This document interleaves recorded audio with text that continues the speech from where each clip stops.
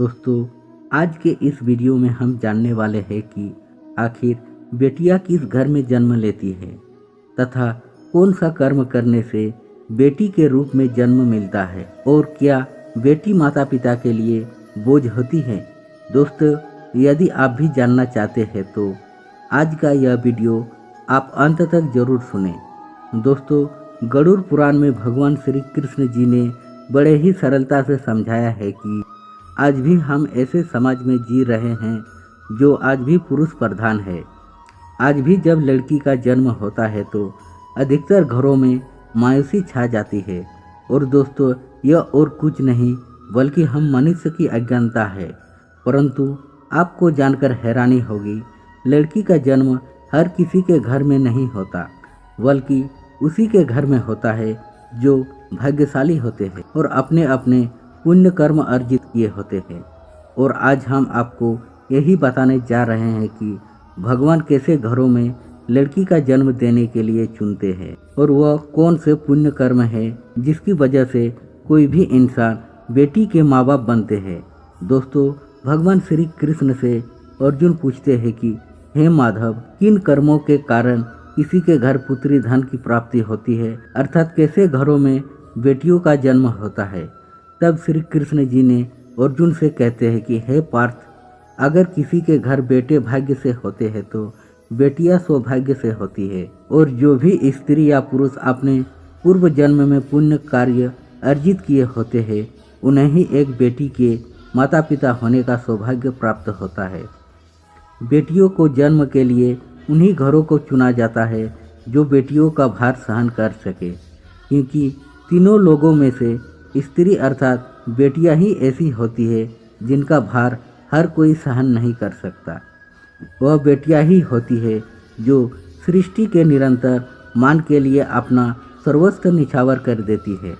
हे अर्जुन, पर जिस दिन इस सृष्टि में बेटियों का जन्म लेना रुक जाएगा उस दिन इस सृष्टि का अंत हो जाएगा।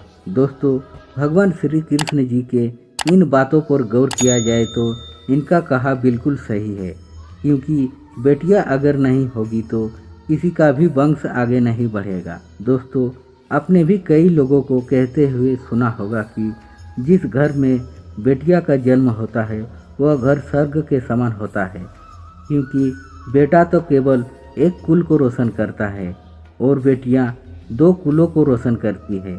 माता पिता के घर वो बेटी के रूप में अपने उत्तरदायित्व का निर्वहन करती है तो ससुराल जाकर एक बहू के रूप में सारे कर्तव्य का पालन करती है। दोस्तों, रामायण में बताया गया है कि प्रभु श्री राम के पिता राजा दशरथ की मृत्यु हो गई थी तो माता सीता अर्थात राजा दशरथ की बहू ने ही उनका पिंडदान किया था, जिससे उन्हें जन्म मरण के चक्र से मुक्ति मिल गई थी। इतना ही नहीं दोस्तों, हिंदू धर्म के शास्त्रों में बताया गया है कि बेटियां भी अपने पिता के नाम का पिंडदान कर सकती है। वही अगर ससुराल पक्ष में कोई भी पुरुष नहीं है तो इस स्थिति में बहू भी पिंडदान कर सकती है। इसलिए दोस्तों, वह लोग बहुत किस्मत वाले होते हैं जिनके घर में बेटी जन्म लेती है। वही वह प्रबल किस्मत होते हैं जिनके घर एक से ज़्यादा बेटियां होती है। शायद यही कारण है कि बेटियों को लक्ष्मी कहा गया है। दोस्तों, बहुत से लोगों की सोच यही होता है कि बेटी है तो बिना समय गवाए और इस पर पढ़ाई में पैसे लगाए जल्द से जल्द शादी कर दो, लेकिन यह सोच एक बेटी के भविष्य को बर्बाद कर देती है। जरा सोचिए, एक बच्ची के मन में कितने सपने होते हैं, उसे कुछ करना है लेकिन यह सपने सिर्फ सपने ही रह जाते हैं। इसलिए अपनी बेटियों को सपने पूरे करने देना चाहिए, उन्हें जीवन में हर वह खुशी दे जो उन्हें मिलनी चाहिए। एक बेटे से ज़्यादा एक बेटी हमेशा अपने माता पिता के लिए सोचती है। माता पिता को प्यार और अपनापन बेटी ही दिखा सकती है। बेटी के जन्म को एक जश्न की तरह मनाना चाहिए। माता पिता को बेटी को हमेशा एहसास दिलाना चाहिए कि बेटी उनके लिए कितने खास है। क्या बेटी माता पिता के लिए बोझ होती है? दोस्तों, बेटी कभी भी बाप पर बोझ नहीं होती, वह सिर्फ अपने और अपने परिवार की किस्मत बनाने के लिए जन्म लेती है। एक कथा के अनुसार दो मित्र लंबे समय के बाद एक दूसरे से मिले। एक दोस्त ने उसका हाल पूछा। जवाब में उसने कहा कि मेरे हाल तो एकदम बढ़िया है, और हो भी क्यों ना, मेरे दो बेटे जो है।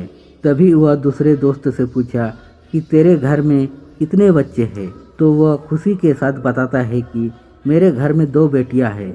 फिर दोनों भगवान का शुक्रिया अदा करता हुआ कहता है कि मैं धन्य हूँ, मेरे घर में बेटियां नहीं है। यह सुनकर उसके दोस्त की आंखों में आंसू आ गए। तभी उसकी बेटी कहती है कि अंकल, भगवान हमेशा भाग्यवान को ही बेटी देते हैं। भगवान उसी को पुत्री का सुख देते हैं जिनके अंदर पालने की क्षमता होती है, जो गरीब होकर भी अपनी बेटी को पाल सकता है। तभी उसके दोस्त एकदम चुप हो गया। दोस्तों, बेटियां कभी धन की भूखी नहीं होती, बेटियां केवल मान और सम्मान की भूखी होती है। कौन सा कर्म करने से बेटी के रूप में जन्म लेती है? अब सोचने वाली बात है कि आखिर कौन सा कर्म करने पर बेटी किसी के घर में लड़की के रूप में जन्म लेती है और उनके घर के लिए लक्ष्मी के रूप में साबित होते हैं। दोस्तों, गरुड़ पुराण में बताया गया है कि जब आत्मा को नया जीवन मिलता है, तब आत्मा को शरीर के अनुसार व्यवहार में चल के अपना कर्म करने पड़ते हैं। शरीर के जरिए कर्म करके एक आत्मा अपने जन्म के उद्देश्य को समर्थक बना सकते हैं। दोस्तों, यदि कई पुरुष महिलाओं का आचरण करते हैं, स्वभाव में महिलाएं जैसी आदत ले आता है या वही काम करना चाहता है जो एक महिलाओं को करना चाहिए, तो ऐसे ही पुरुषों का आत्मा स्त्री का शरीर धारण कर लेता है। वही गरुड़ पुराण में बताया गया है कि यदि कोई व्यक्ति मृत्यु के अंतिम समय में किसी स्त्री को याद करते हुए प्राण त्यागता है, तो वह अगले जन्म में स्त्री के रूप में ही जन्म लेता है।